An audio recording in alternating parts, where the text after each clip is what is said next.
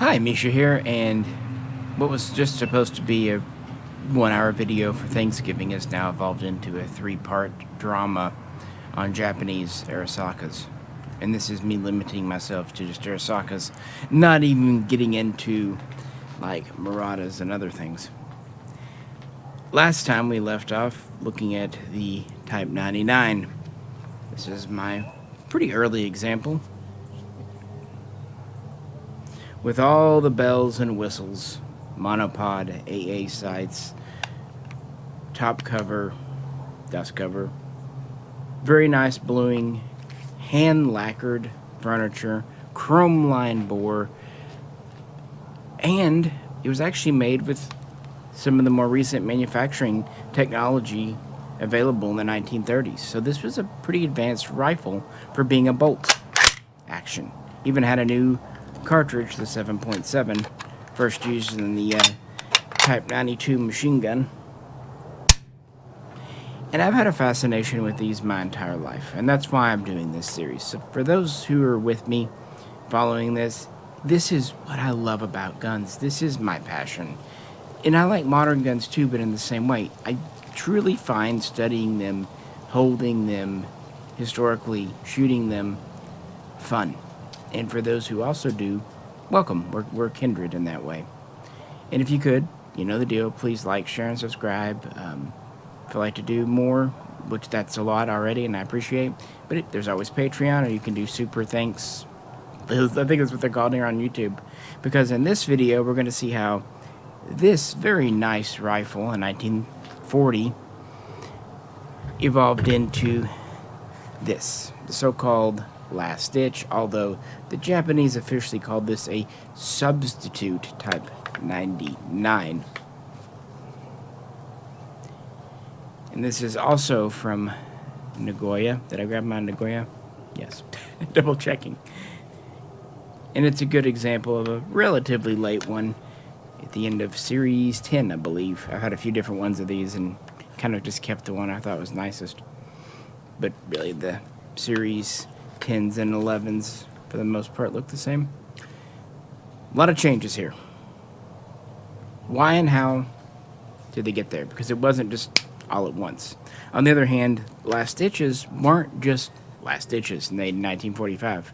The process actually began in 1943, maybe even the tail end of 1942, and with guns that really aren't early Type 99s or substitute Type 99s. They're something in between. They're transitionals. So let's just dive on in, and yeah, we'll stick with Nagoya because they were the original maker. But don't worry, we'll get into Kokura and Toyo Kogyo and some of the smaller makers as the video goes on, and some kind of wild cards, because we're just here having fun. I guess this is the Cyber Monday version. We had the Thanksgiving video was on the World War I era, Type 30, Type 35, early Type 38. The Black Friday video was on the late Type 38s and production in the 30s. And of course the introduction of the Type 99. So this one will be kind of the Type 99 as it progressed through 1943, 1944, 45. And that should tell you just how much there is to talk about when it gets its own video. So we're gonna see how this became that. And it all began around Series 5. Officially, these are still considered Type 99s. But collectors today classify them as transitionals, because this is when we start removing features. And at first, they're very subtle, but then things speed up. And these are all from Nagoya, and you could collect dozens of these.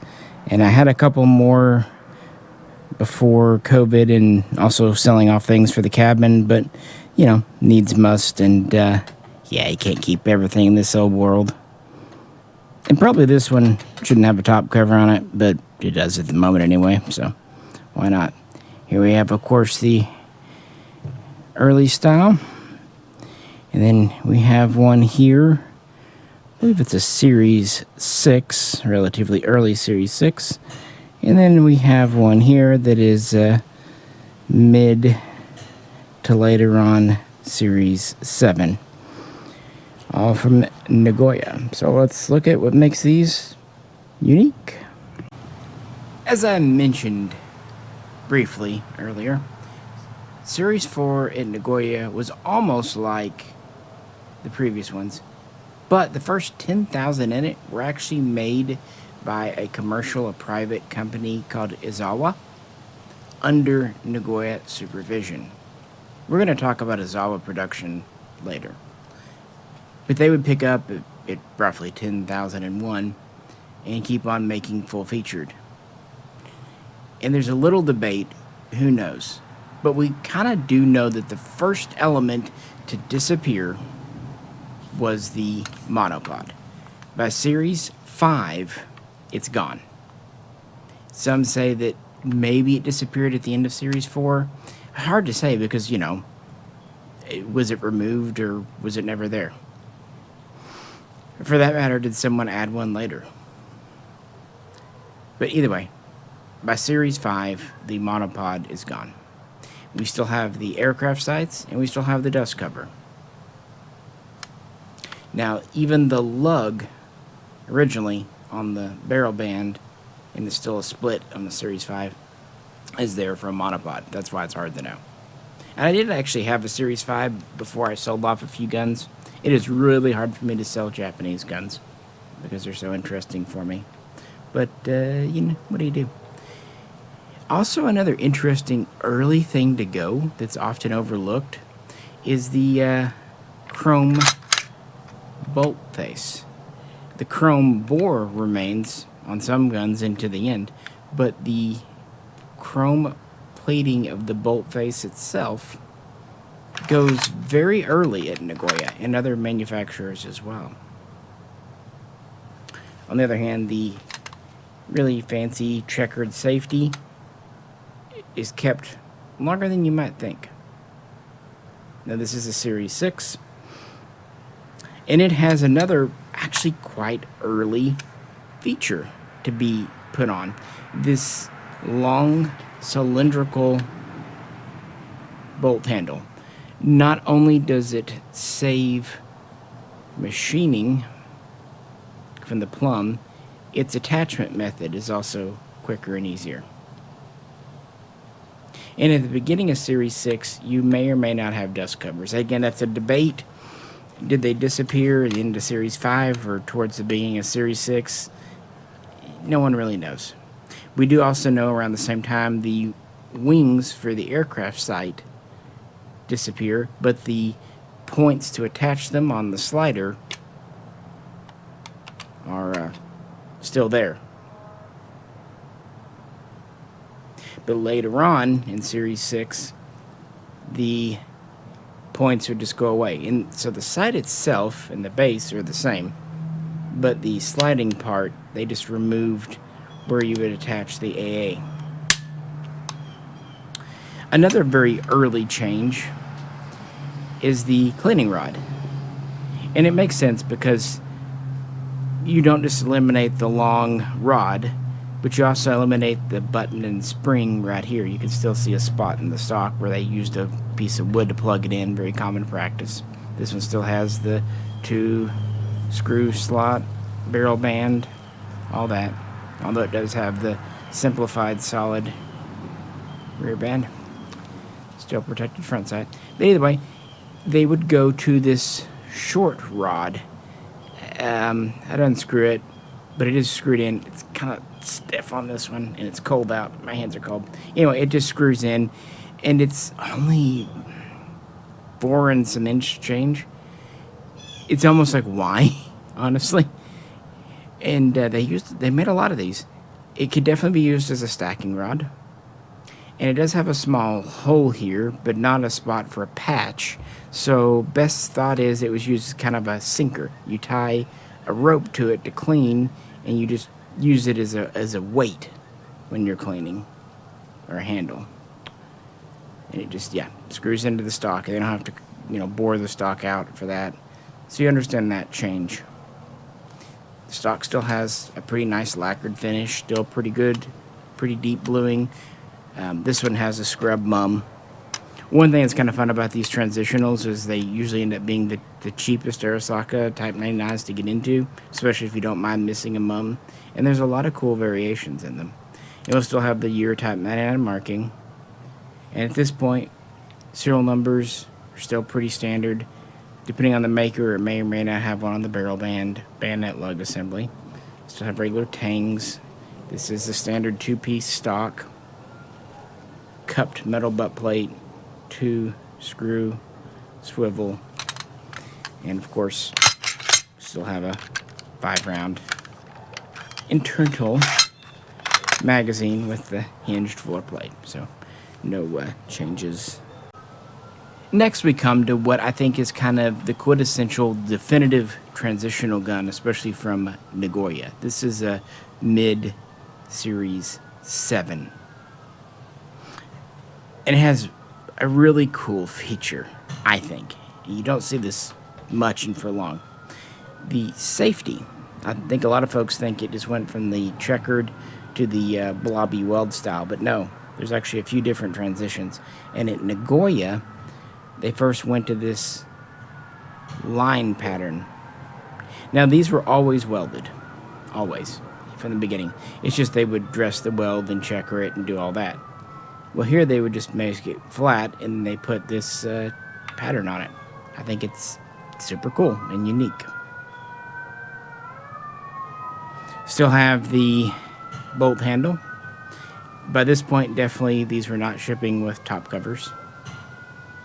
And since the AA sights are long gone, we're going to a short rear sight. Now, the truth is, the adjustment's identical. It's just the other one had that extra wasted space up there that was originally needed for the AA wings, but they got smart and realized it wasn't needed, so get rid of it. Why not? That also meant that the upper handguard had a bit of a way and it was cut changed. And welded, solid band. By this point, definitely the lug for the monopod is gone. Now, I will say that never say never, because they would recycle. First, they would just use existing parts, even if they didn't plan on putting them on. And then later, they would sometimes use previously rejected or just, found parts or whatever. So you'll see things kind of come in and out in transition. On the other hand, this still has the metal butt plate, standard rear swivel, and it still has the screw in. Let's see if this one's, this is tight. These probably haven't been removed in ages. Of course, still has a bayonet lug because we're in Japan. Protected front sight. Screws there. And this is really kind of the last transitional gun, Series 7 Nagoya, because once we go much further, we do hit a point of no return.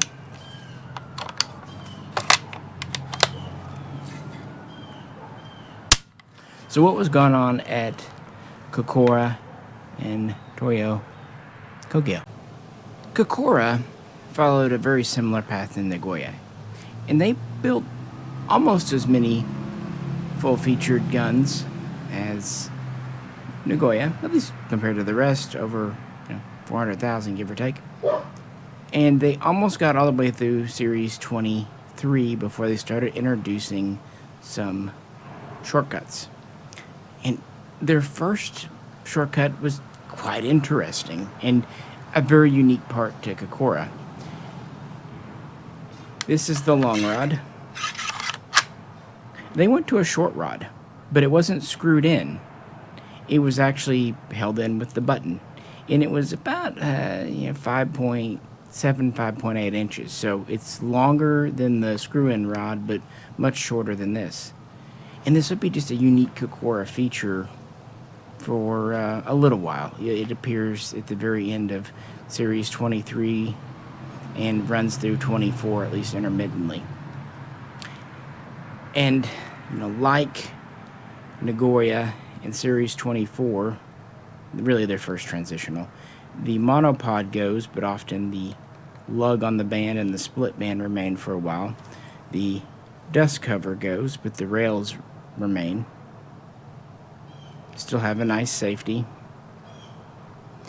And still have a nice fit and finish to the stock. And also, and it's very intermittent at Kokura in 24, the chrome-plated bolt face goes away, but the chrome-plated bore remains. Now, whereas Nagoya would go over to the cylindrical handle, Kokura had actually retained the plum-shaped one, not just for a while, but for the rest of production. A Series 24 Kokura would look more like this gun, notwithstanding that bolt handle. The monopod lug would disappear, but it would still retain the split band. And interestingly, I've had a couple in the past where there was absolutely no provision for a monopod, yet we had the full adjustable rear sight with aircraft rings, the tall one and all that. So I think that's really kind of cool. Kind of unique to them and one or two others.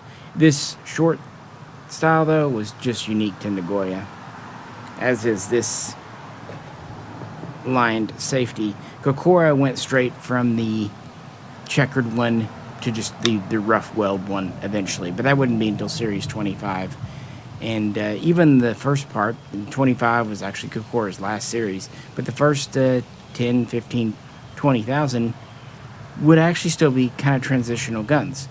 So they hung on to some features. In fact, I've had a couple of early 25s that still had the steel butt plate, still had a full-length stock, and even still had the adjustable sight, although it was the tall style without the points for the AA. Now, by this point, even Kokura was using the screw-in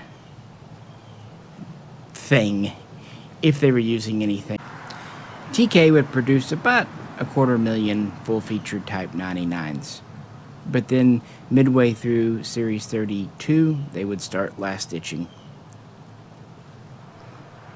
But then, midway through Series 32, they would start transitioning.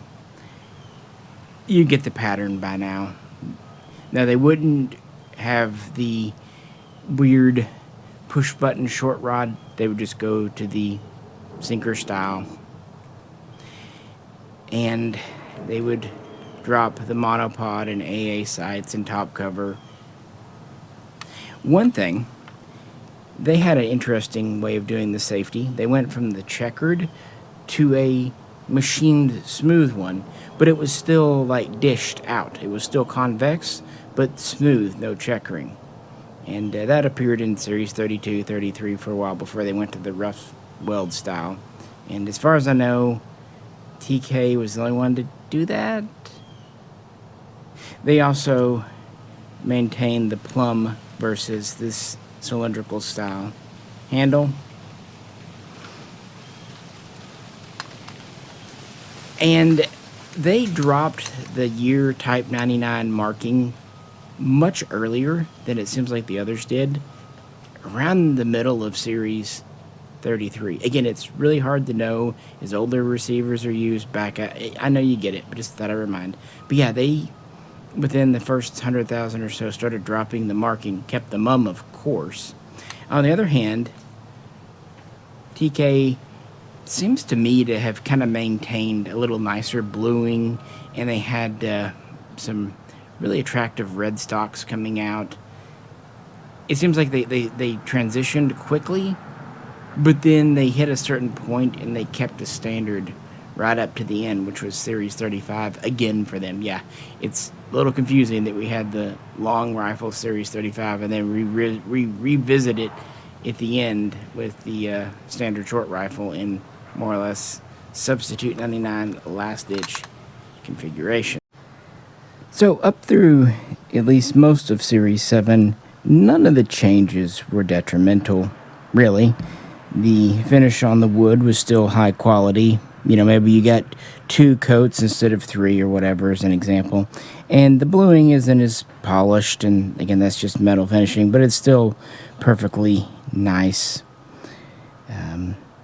You know, the new bolt handle is actually longer by a little bit than the plum.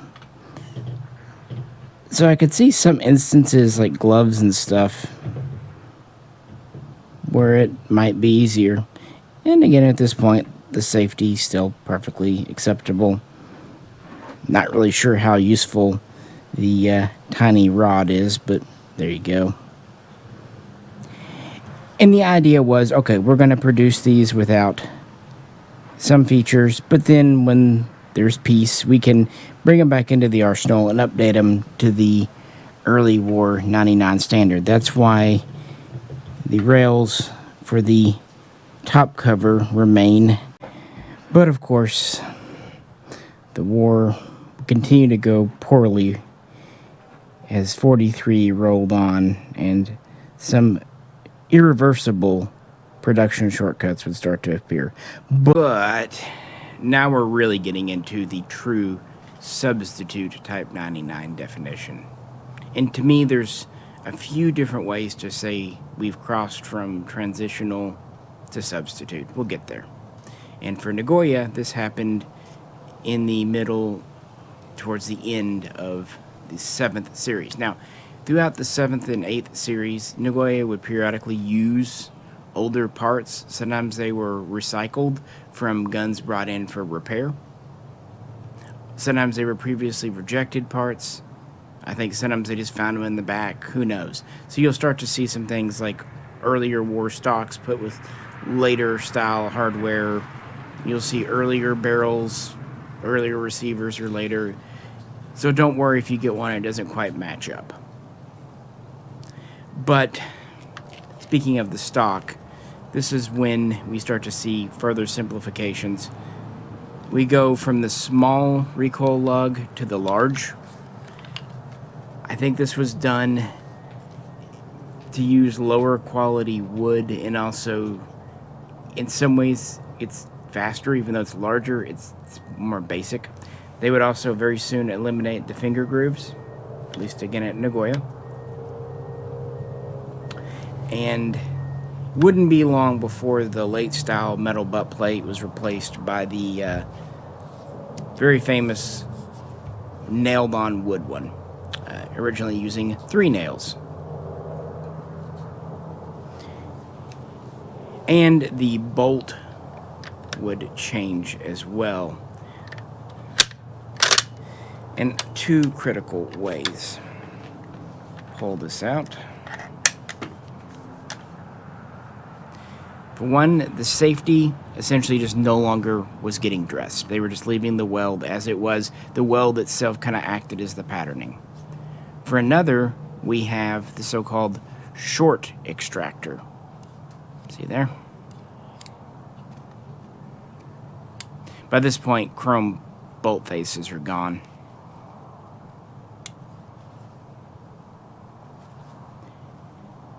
Otherwise, it's the same bolt. It still has the same 5-shot magazine. Interestingly, they never really made any changes to the magazine feed system. I don't, maybe there wasn't much they could do, but there's very few changes in that area throughout the whole production, including still having the last round holdback. And you'd think maybe the hinged floor plate would disappear. Sorry, this one's old. There we go. But no, at least not that I've ever seen. Yeah. So as we move into the 8th, we'll go from the full-length handguard to the short style. And originally we would still have a 2-piece wood stock, this bottom and top, but soon in the 8th we'll go to a 3-piece, with this just being a floating block up here, because they went from using screws for the front barrel band, the bayonet assembly, to literally just welding it in place with a pin. So it's fixed to the barrel. They would also, by this point, completely remove the hole for any kind of rod, stacking, cleaning, sinking, whatever. Flip this around if I can.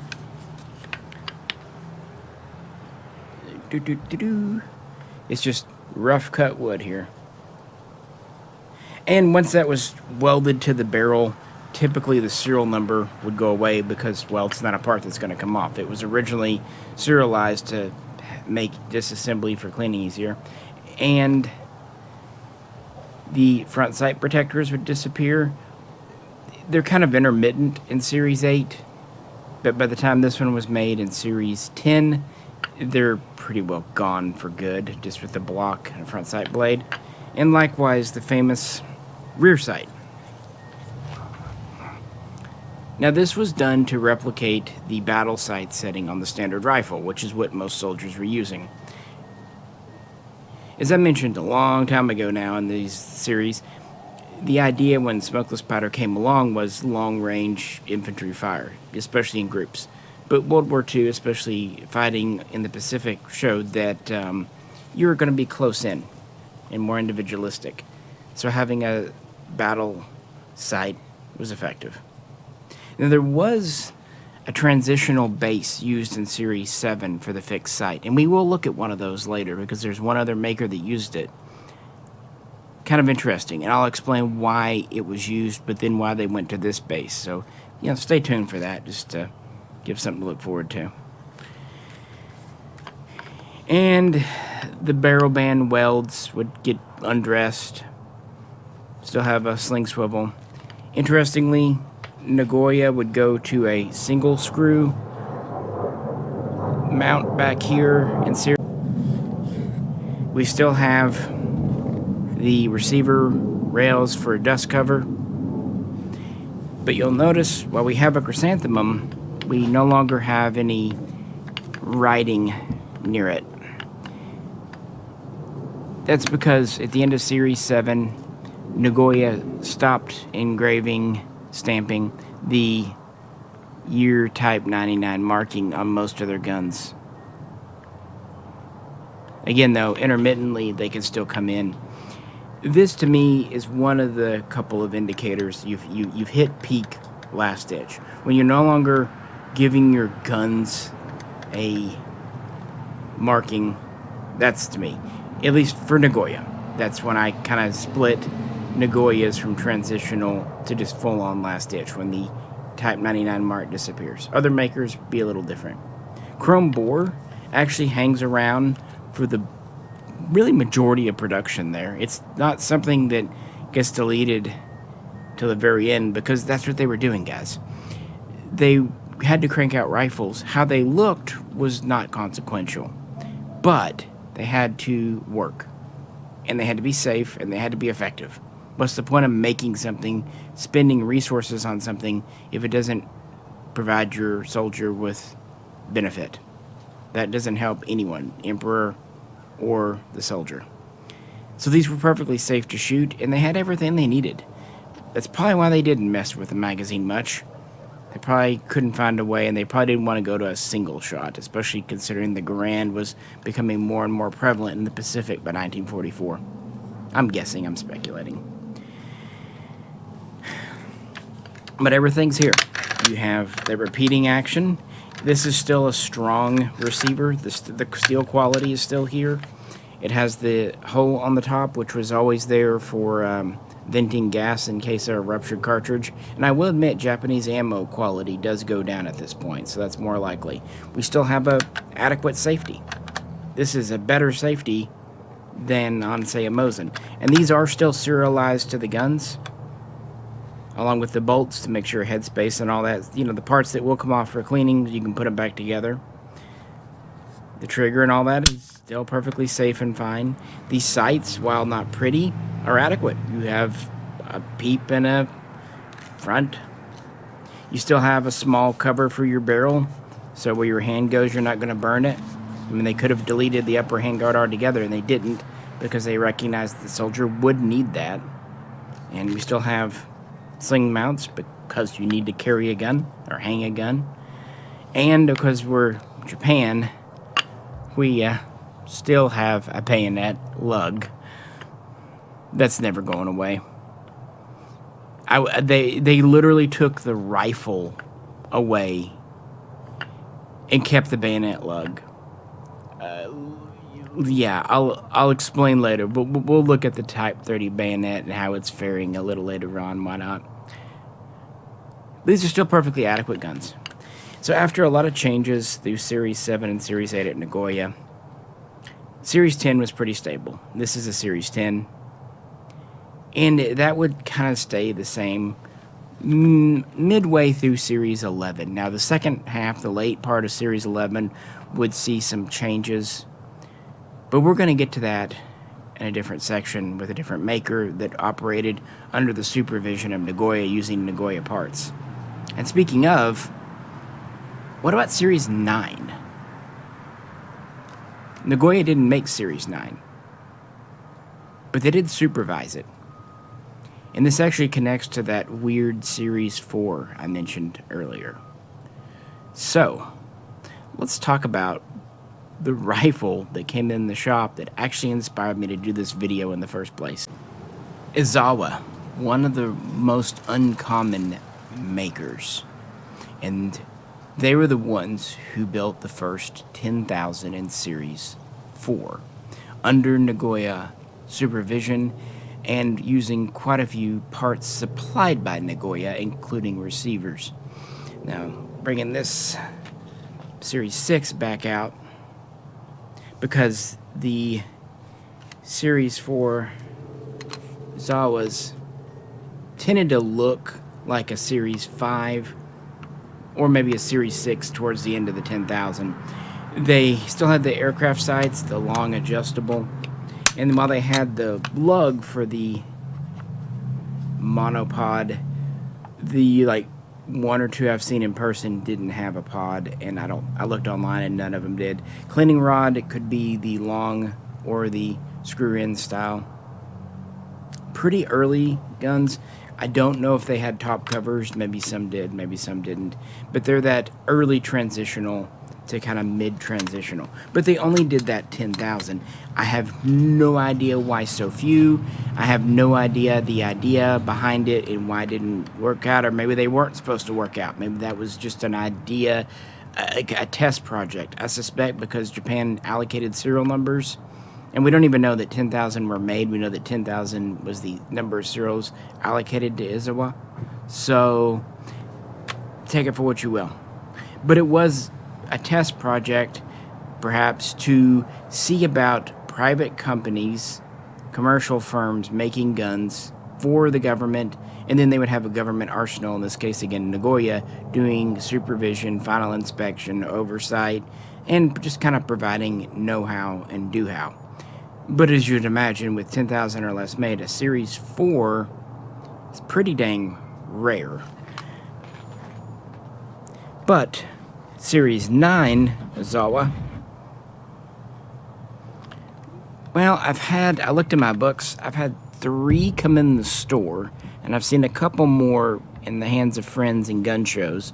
So we see a few more of the Series 9, including this one here. This one came in recently.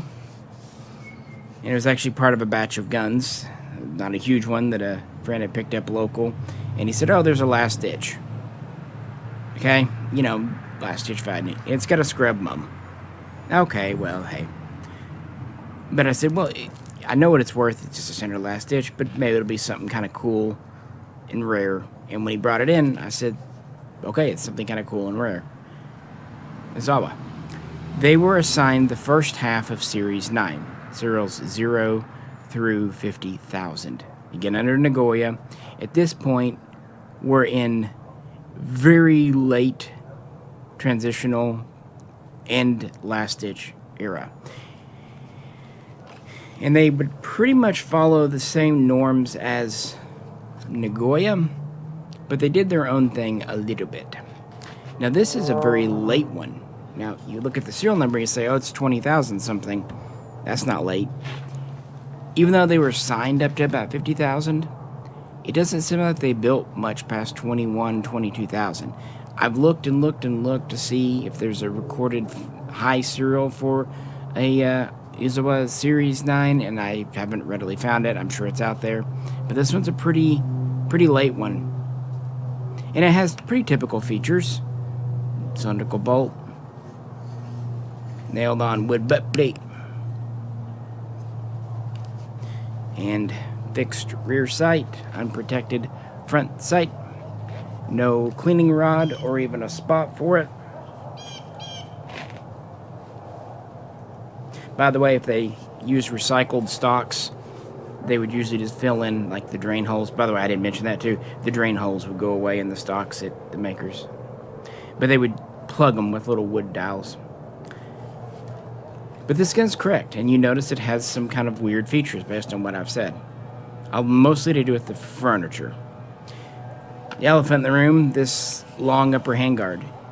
Izawa always used this. And they're the only ones, as far as I know, that never switched over to the short. And it is a unique upper handguard because it's not finely carved. It's a last-ditch looking handguard, just long. Still has the welded barrel band. And, of course, the barrel band is also weird. This looks like an earlier style, and it more or less is, but notice there's no hole in the front for that screw. Just one screw in the back. That's it.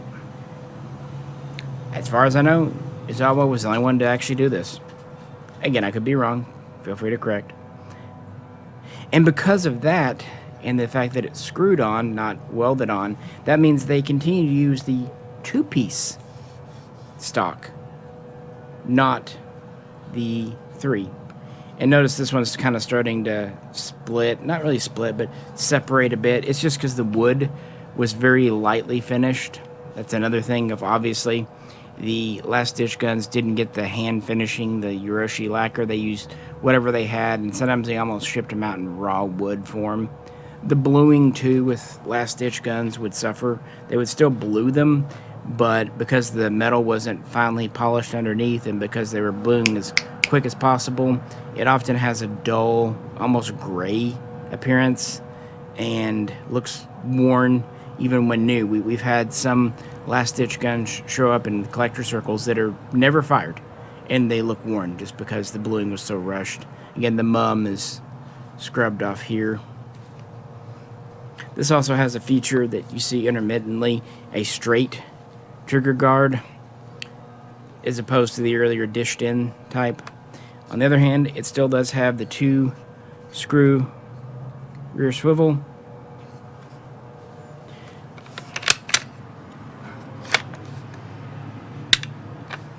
Check the bolt on this guy. It does have the short extractor. They come apart just as earlier. You will see some variation in the springs used. There's kind of a short spring and a long spring used.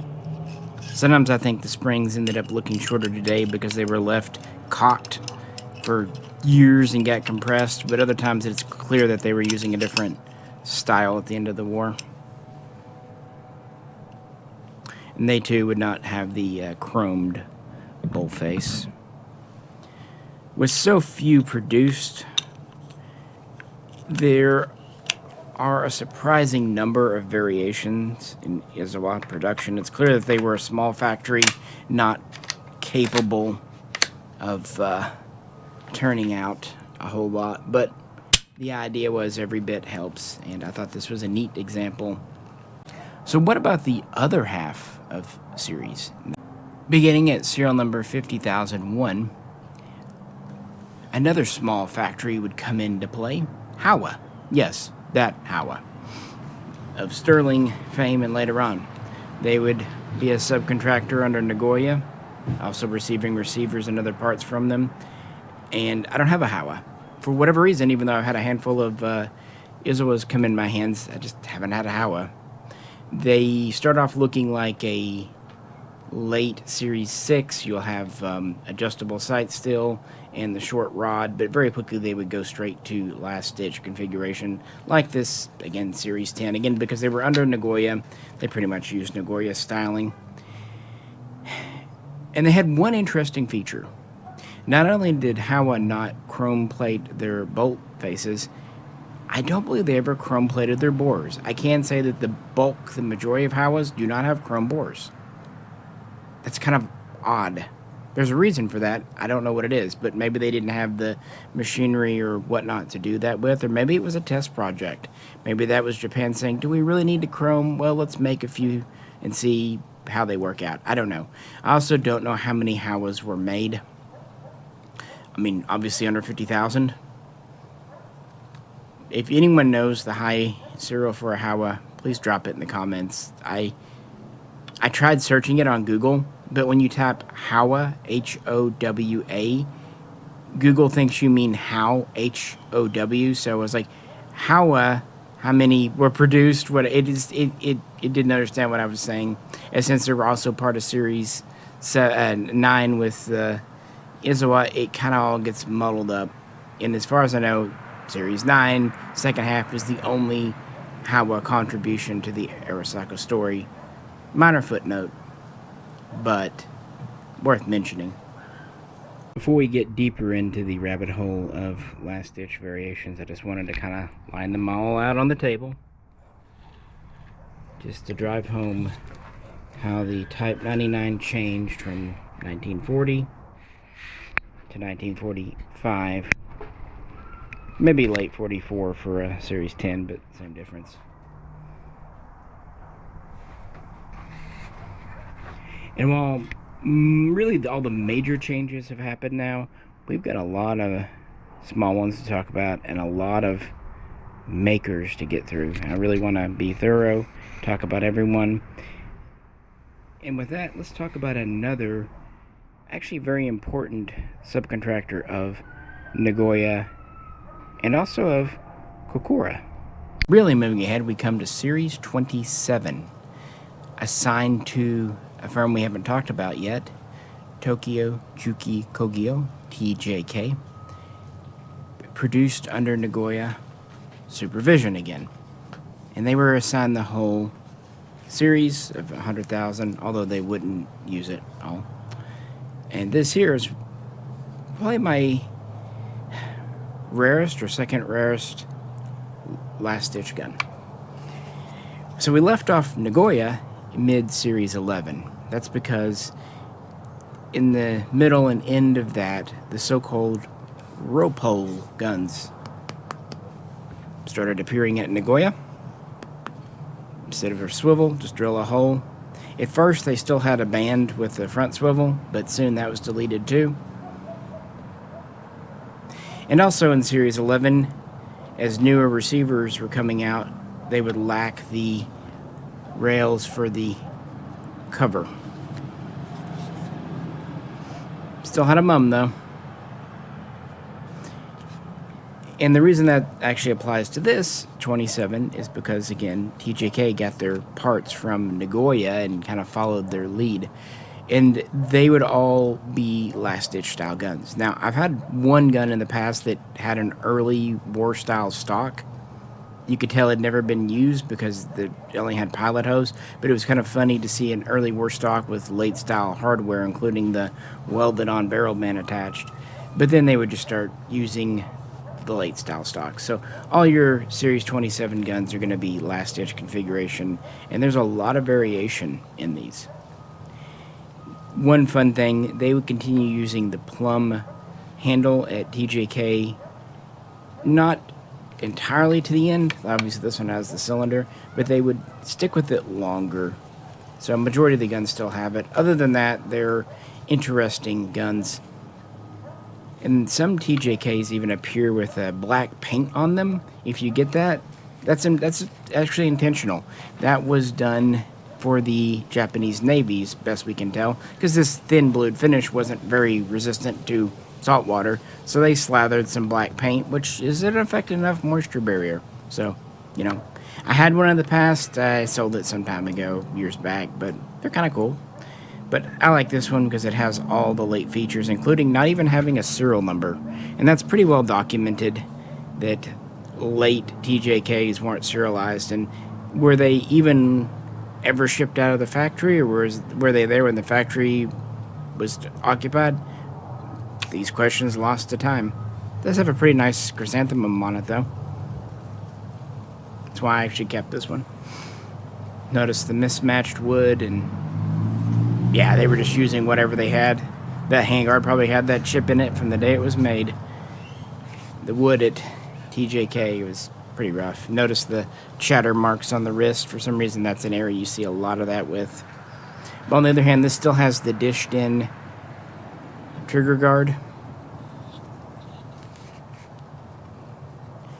Rear sight there.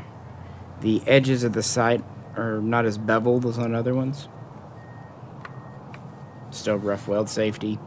Another thing you'll see, late Nagoyas, they would switch from using 3 nails on the butt to just 2. So yeah, Japanese collectors get so specific. There's actually a 2-nail and a 3-nail version, and I've had a 2-nail before. And that's me. I don't keep everything, not even close, but at least if I get my hands on it to study for a little while before moving it on, I find that gratifying. So yeah, the Series 27 TJK. The highest reported serial I've noted for these, and if you know of one higher, is in the 41,000s. So, you know, they produced a little over 40,000 in this series, and they're relatively common in the U.S. Probably because the factory was captured and so, yeah. But, as I just said a minute ago, this actually relates to Kokura. How and why is that? Well, we have an interesting situation of kind of split ownership or split parentage. Rather unique, Kokura was assigned supervision of TJK for the 37th series, Series 37. And I don't have a 37 at the moment. This is a Kokura.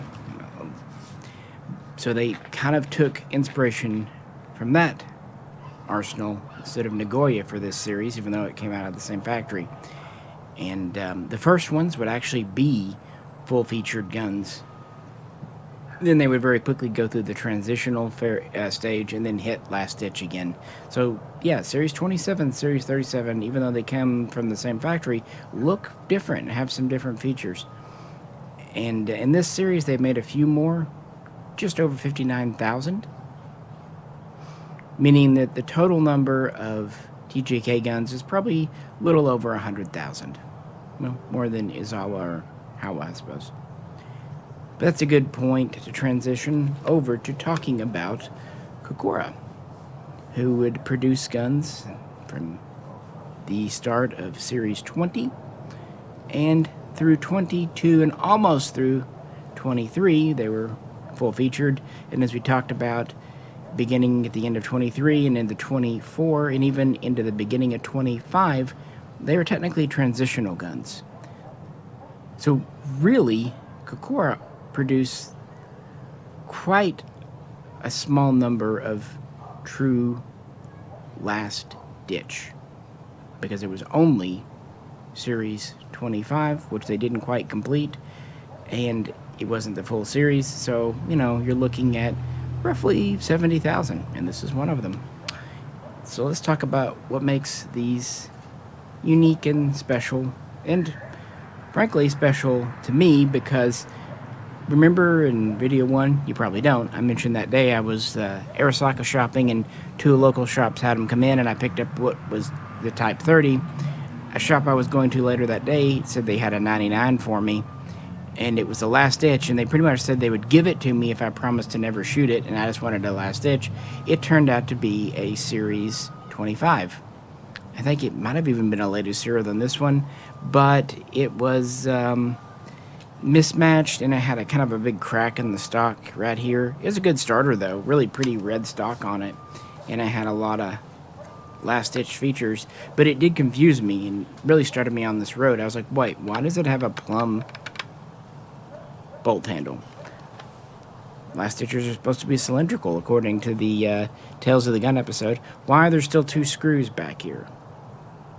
Why is it not a full last stitch, even though the internet's telling me that Series 25 was the final series and late guns like it? So that's really where I started learning these things and kind of getting into the knowledge that, each last-ditch gun was unique. For example, these kept the so-called long extractor here, unlike Nagoya's.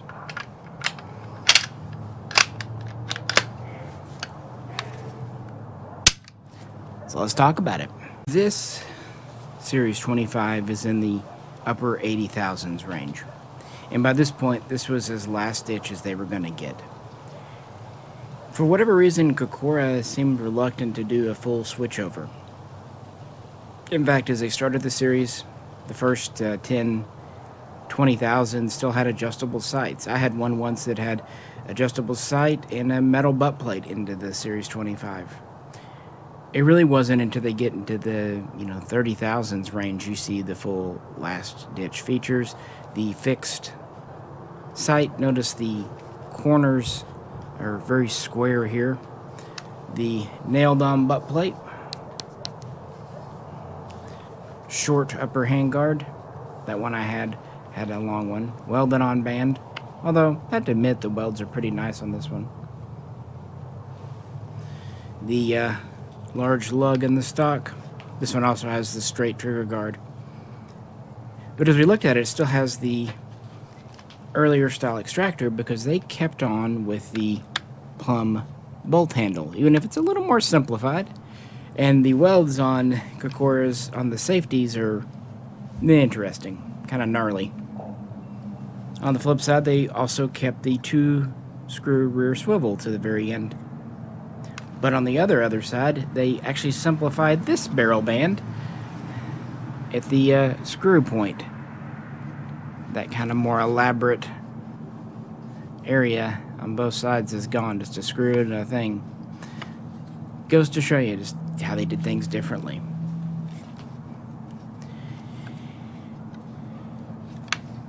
Still a good gun though for what it is, and again because my first one was one of these, kind of special to me. I also love the chatter. For whatever reason, the Kokura stocks, even the transitionals, have just a lot of chattery marks here at the area, and I find that hilarious and fun. But yeah, it seems like their last known serials are in the low 90,000s, 92, 93,000, give or take. Hard to say exactly. Let me know in the comments if you do know.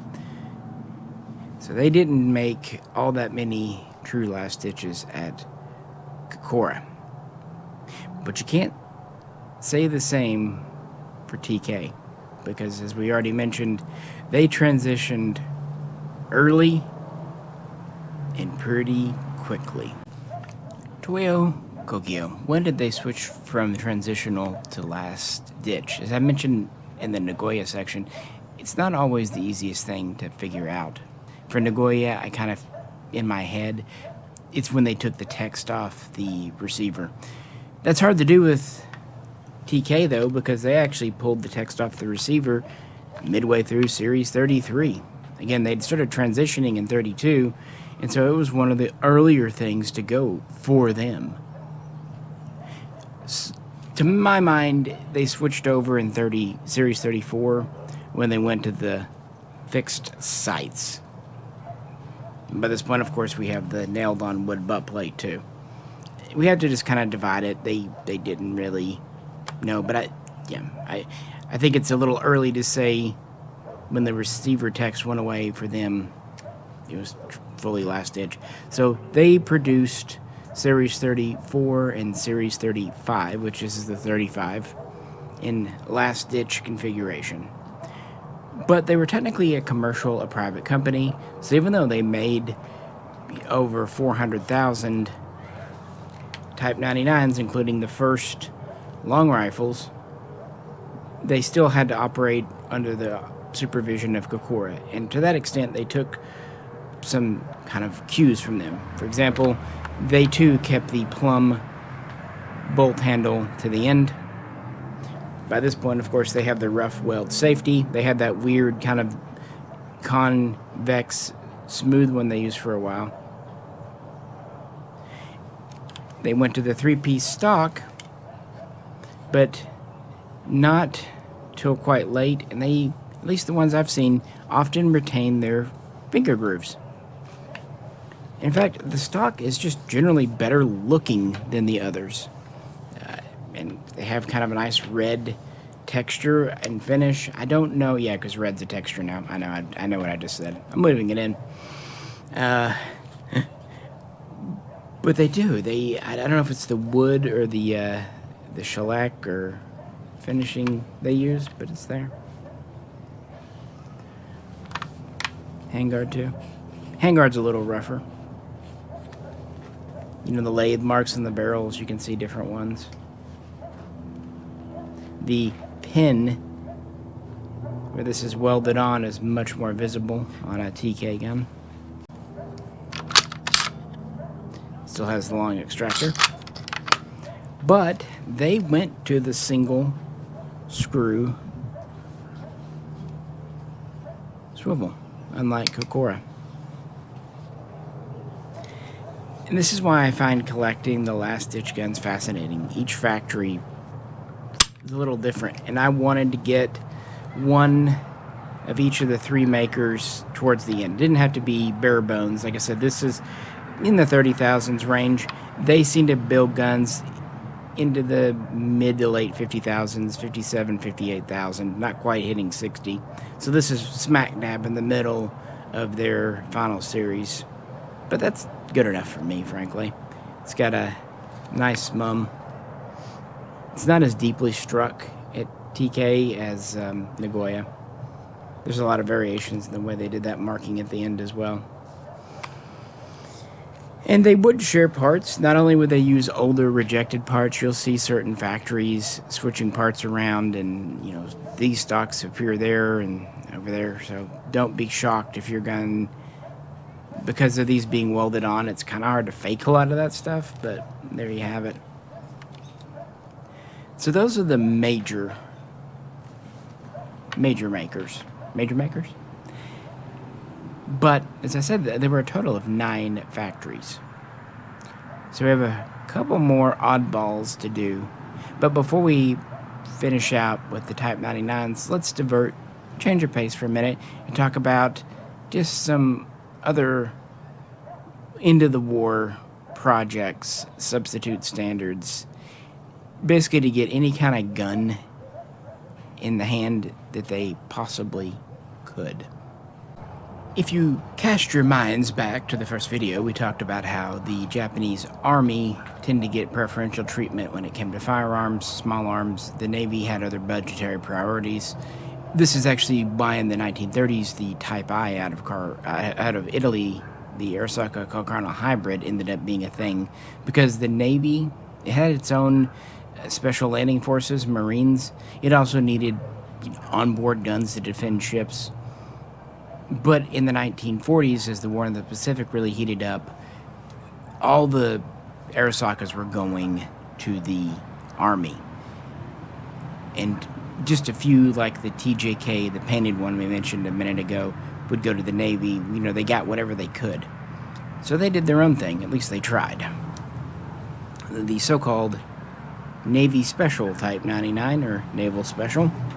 And in this instance, the word special is the bad kind of special. Ever notice that in language today? There's good special and bad special. This is the bad kind. This is one that I really probably wouldn't trust to shoot, although technically they were safe to fire because they made a good number of them. These were built at the Toyo arsenal owned by the Navy. Primarily they did big guns. And they were supervised, overseeing part of the Yokosuka Naval Yard system.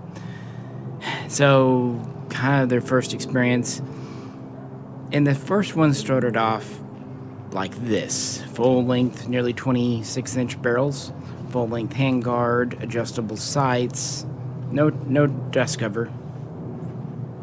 And no sling swivels, not even a rope hole. They just would, I guess, put a rope around the wrist and barrel and hope for the best. However, these were built with a preponderance of whatever parts they could get, including training parts. Like the rear sight here is a trainer style. Other parts would be made from castings, cast iron, like this assembly here. The trigger guard's a good example on this one. This is absolutely a cast iron trigger guard. The butt plate, I think, is cast, or it's a different type of butt plate, that's for sure. Even the bolt handle is a casting, because this style of bolt, the handle was attached to the body, rough weld. But of course, the big deal was the cast iron receiver. Naval anchor on top. That's also why there's a couple of these divots, inclusions in the metal, just from the process. But it didn't need to be super strong because the bolt actually locked into a barrel extension. That's why the receiver flares out with these steps here, because the barrel actually comes back and comes out, and it has a steel extension right here that the bolt locks into. So even though the bolt handle is iron and the receiver's iron, the actual bolt face with the lugs, that's steel, and the part they lock into is part of the barrel, that's also steel. So in theory, strong enough to fire a 7.7 millimeter, but man, this one is stiff. And what it is, it's the extractor that keeps sticking on this one. I don't know. These are so uncommon and often mistaken for training guns, and the quality of fit and finish was never high. They're not even technically serialized, so you can move it, but it's a rough one. It really is. It's the roughest Arisaka I own. Cast iron. So if you see one of these and it has these steps, it could be a Naval Special. If it doesn't, it's just a trainer. And they did have a couple of variations. They would build 14,000, so not the tiniest number, frankly. And later on, they would go to more of a last-ditch look, fixed rear sight, short upper handguard. And they would even do some quote-unquote carbines that had a barrel in the 21, 22-inch range, give or take. It's a little vague. Never owned one of those. I'd like to, but I was happy enough just to find this guy. And since they are Navy, not Army, they'll have an anchor, but they won't have a chrysanthemum. And again, they really don't even have serials, at least not as an all-time rule. It was just something to give the Navy some guns in 1944. Because after 43, where it was relatively quiet, especially for the Navy, as the Allies started pushing towards Japan, the Navy found itself fighting defensive warfare. This is why you see quite a few naval battles in 42, but then 43 is quiet, but then you get into this June and July and through October, November of 44, naval battles start happening again. And by naval battles, at this point, it's basically the U.S. just habitually and methodically sinking the Japanese fleet. Yeah, the tides have turned, to say the least, at this point. And the Japanese knew it. And the Japanese knew the home islands were about to be invaded. And so they thought about arming the population. Bringing this back out made me appreciate all over again the short rifle. You wouldn't think 6 inches would matter, but it really does. Meet the rifle with no official name. But collectors for years have called this the Type 0245. I've always thought Substitute Type 35 was a more authentic sounding name, but none of us are right or wrong, because this never probably got much of a name. It was probably called, oh shit, 1945 gun. And this one's actually special to me because it was buying this that got me to meet a long time and quite dear friend who really helped me advance my Japanese collection, and not just an online friend. We've met in person, and yeah, so it has fond memories for me. And I picked this up originally because I couldn't find a Type 35 and wasn't sure if I ever would. And this seemed, well, good enough, because it is a Type 35 action bolt receiver. It has the Type 35 style safety.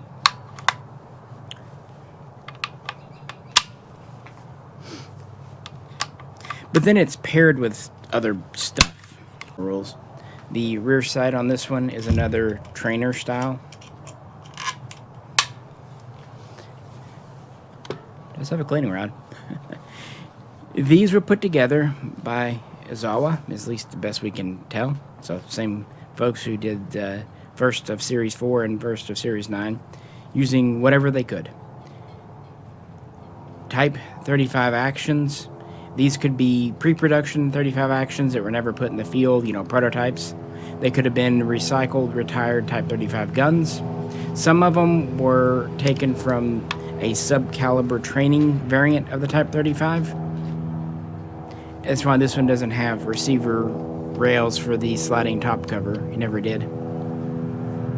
We really don't know. Barrels, they could be Type 35 barrels. They could be Type 30 barrels. They could be Type 38 barrels. We even see some machine gun barrels. There's a very famous photo of the kind of fluted, ribbed barrel in the book.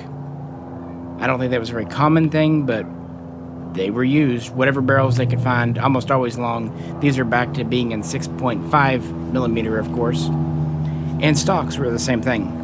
Most you find will be in trainer stocks. You can tell because they're single piece and all that, different wood. This one I thought was neat, and the reason I bought it, it was fitted in a Type 30 stock.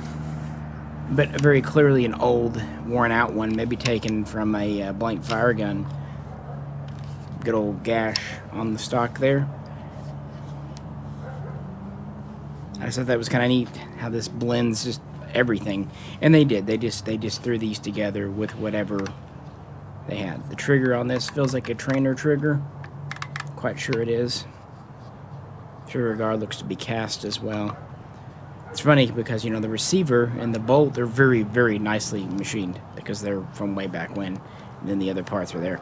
So these are assembled, I should say, in 1945 by Izawa, as best we can tell. And possibly were issued on Okinawa, as that was the first time Americans would really set foot on what was considered Japanese soil, even though Okinawa was only annexed by Japan a few decades earlier. It's neither here nor there. And they were expected just to arm anyone, maybe the Navy, maybe the Army if they were shoreside, or maybe civilians, and we don't know how many they put together. Now, I've had a few over the years. Fun fact, some of them actually have a reversed front sight. I don't know why. But they're not the only Japanese guns we saw like that. There have been some other last ditches that had reverse front sights. So, I don't know. But I've had a few. They do pop up, but they also don't seem to be very common. So probably just a couple of thousand were assembled, because they could not have had that many leftover Type 35 actions, because they only built 38,000 some odd of the guns to begin with. And many of them have been lost or given away to places like Russia during World War I. But it's a neat kind of footnote. It got me to meet a good friend, and for years this was the best I had in my collection when talking Type 35. At least, the action and all that.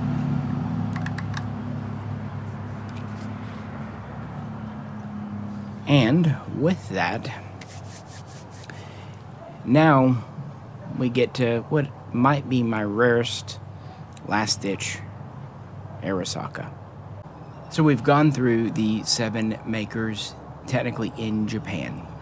Nagoya, Kokura, TK, TJK, Izawa, Hawa, and Toyo Kawa under the Japanese Navy. That's not all. We have 2 more in Asia. And we've already mentioned both because they both did Type 38 production.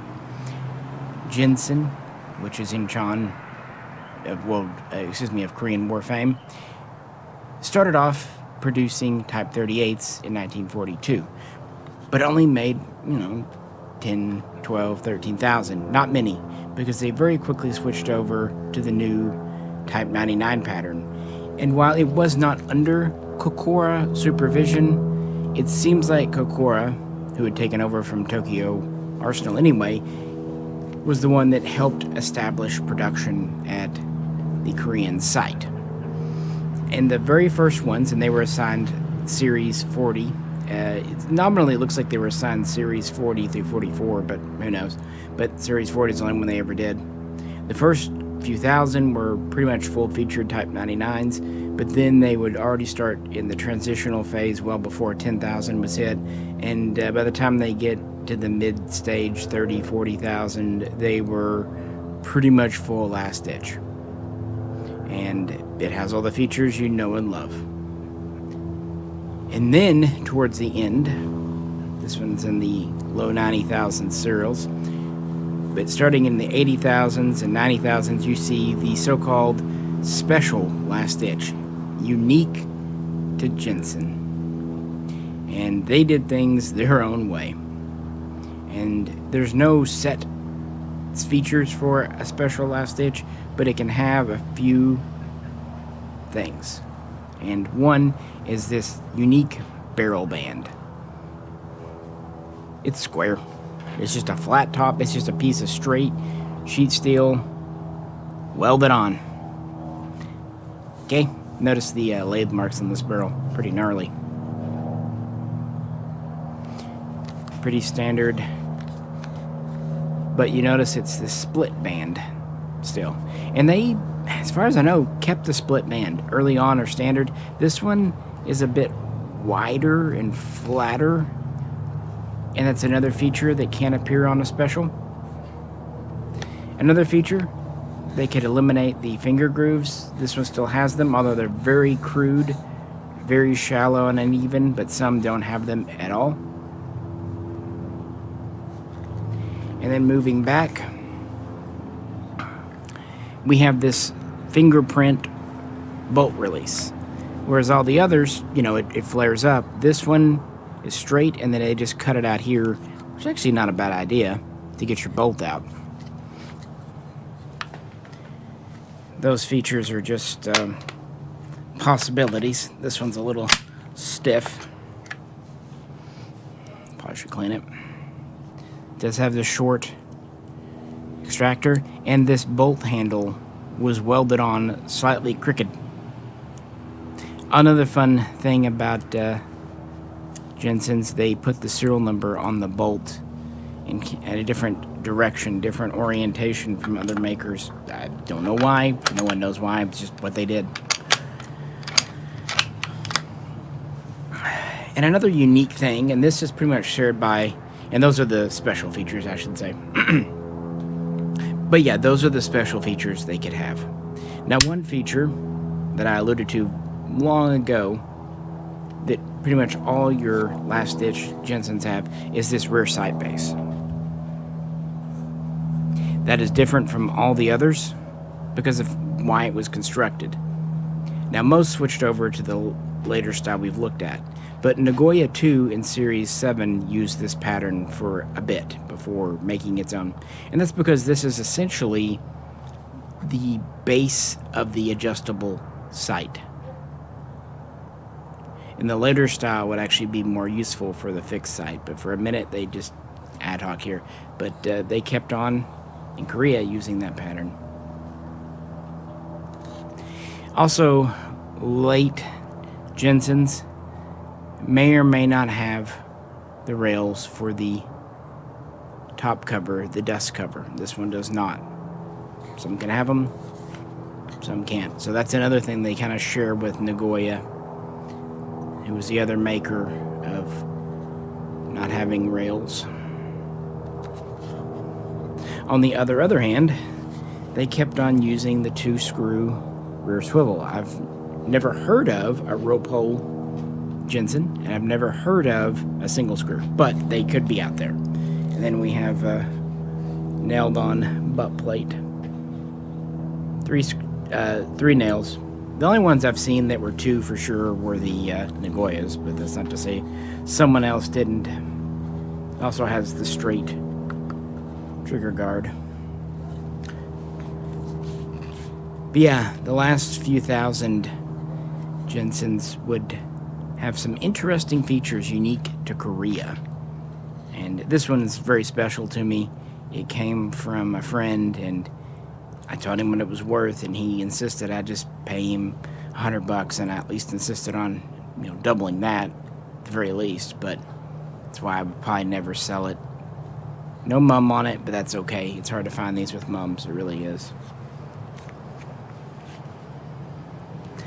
And we have one more maker to talk about, and that is Mukden in China. We've already referred to them with Type 38 production a little bit, which they started around 37, 38, and built a not insignificant number.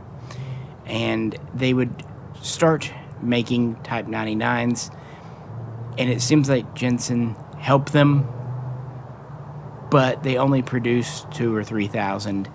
They seem to all be in a transitional configuration, so probably made around 43, 44 in that time frame. Very few are in America because very few left mainland China.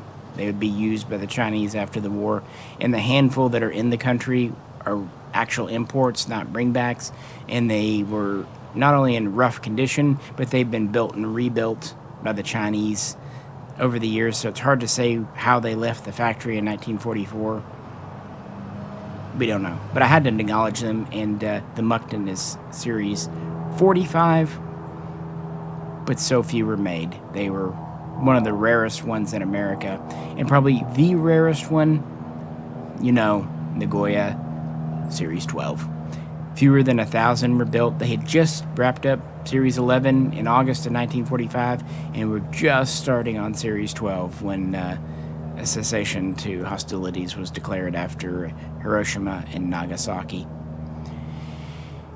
So a Series 12 is extremely rare, and they configuration-wise look just like a late Series 11, but it's all about that little mark. That Series mark really makes that one go up, and I've never owned a Series 12 and probably never will. But if you see one, don't pass it up because it doesn't have a mum. I heard a story once of someone who claims to have seen a Series 12 at a gun show and didn't really know how rare they were, didn't know what it was, but because the mum was scrubbed, said no to it for like $50. Stories are stories, but it's very possible that happened.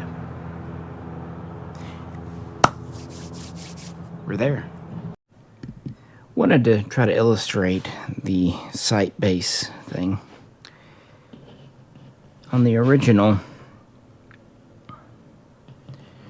when you flip it up, you can see how we have this short base with the hinge in the front, and that continues on even with the late style adjustable.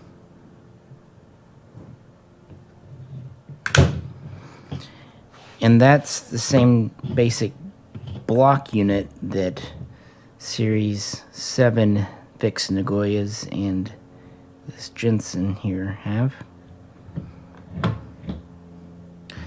But they went to more of a purpose-built block soon on.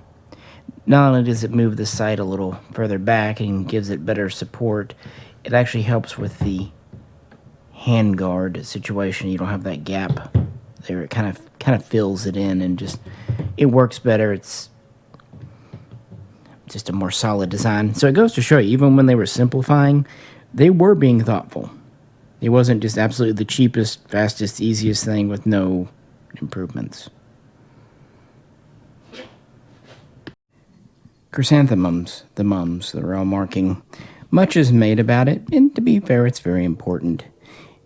And while early on, the styling was very similar, if not identical, late war guns can really get interesting. It's also much harder to find a lot of these with an intact mum versus earlier. It's one reason I kept this Nagoya, quite good, deeply struck mum for its day and time.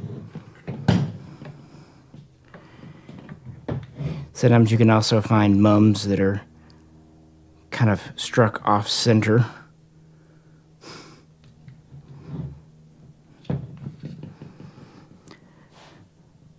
But some remain more lightly struck at different factories.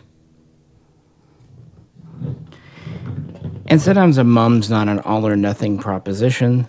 Sometimes you find them just scratched out or X'd out. Sometimes you find them stamped over. Sometimes you find them ground off but lightly. And sometimes you find them just taken off with a deep crater left in your receiver. And sometimes you find a gun, like the Jinsen here, that doesn't have a mum. And frankly, that doesn't much matter. Because they're just rare enough. And you know most of the Jinsens in the country, especially the special ones, just don't have mums. So, you know, I would say moderate your expectations. And I don't really have much of a problem, especially with the mums that are just kind of X'd out or strapped over. And while I think every Japanese collection at least needs a couple of guns with mums as example pieces, trying to have every gun with a mum is kind of a fool's task, and you're going to miss out on some really nice guns. Personally, all things being equal, if you gave me a choice between matching serial numbers or an intact mum, most times I would take the matching serial numbers. Personal preference, but each collector has their own standards and, you know, what speaks to them. The Type 99 continued to use the Type 30 bayonet. The only exception, there were some shortened versions of this made for the Paratrooper Type 2 bayonet.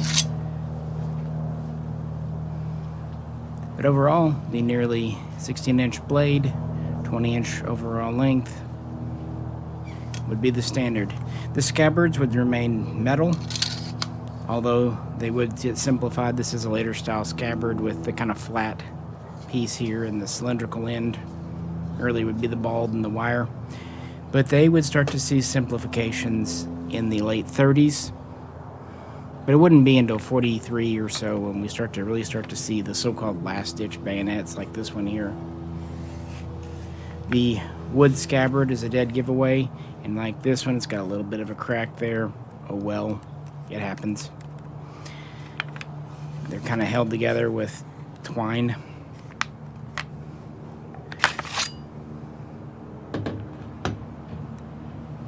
And one of the first things they simplified with, and this was pretty early on, going to a blued blade.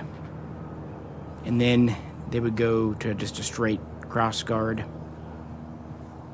This one still has pretty nicely done grips. They actually wrap around.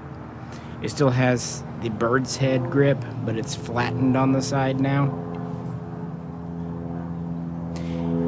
But what tends to make collectors call things like this a last-ditch bayonet is when the fuller groove goes away. So this is pretty emblematic of your standard last-ditch Type 30 bayonet. But there is at least kind of one other further simplification. This here. Now, I've seen some that have just a wood tip to the scabbard, but I don't have one. This is really something else, this one. It's got some old Cosmoline on the blade, don't mind that. First, you might notice the wood grips. They're just literally slab side. They do wrap around, but they're just slabbies. And the pommel here is just a square. Still has a serial on it, but it's just a squared off chunk with really no adornment, and that matches the crossguard. There is no machining, 90-degree edge.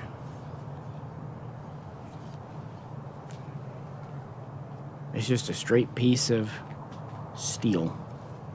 Very squared off bayonet. And I don't know how common or rare this variation is. I prize it because a friend gave it to me years ago. But this would definitely go with some.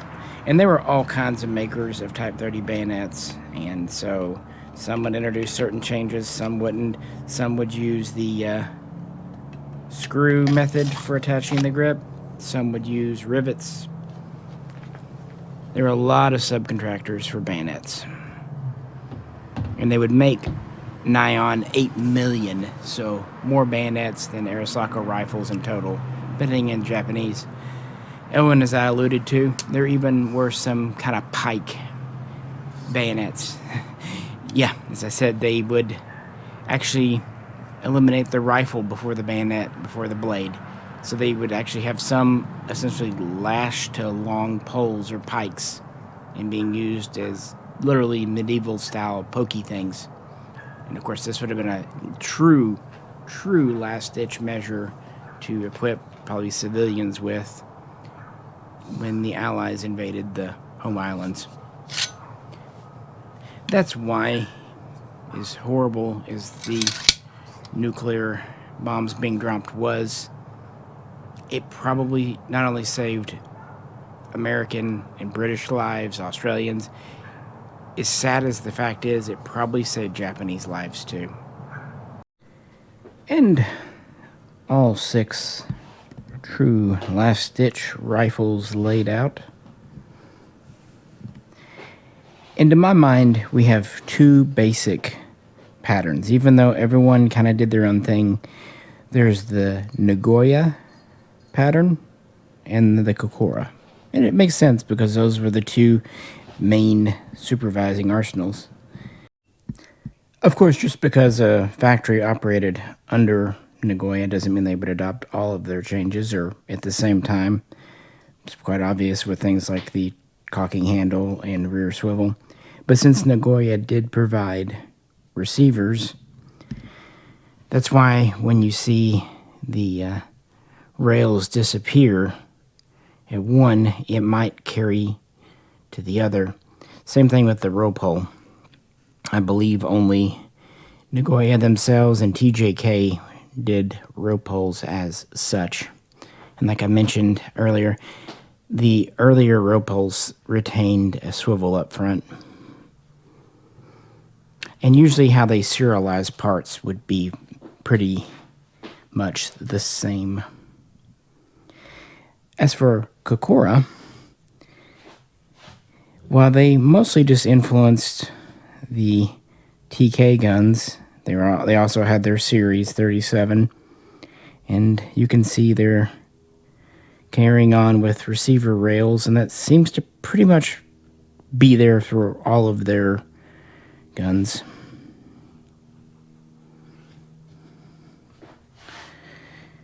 And in some ways, both the Toyo Kogyo and the Kokura guns had a little bit nicer fit and finish.